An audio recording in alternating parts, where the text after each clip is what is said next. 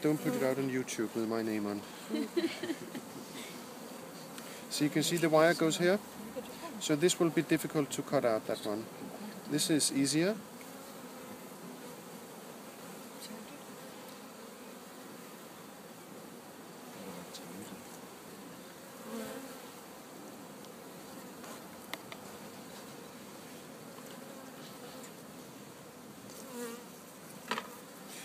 Malcolm, if you take a frame out so I can see how big it is in the Aberdare, because it have to fit.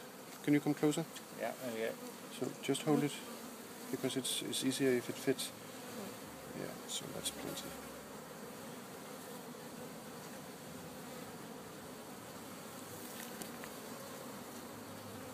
So this is where the wire is.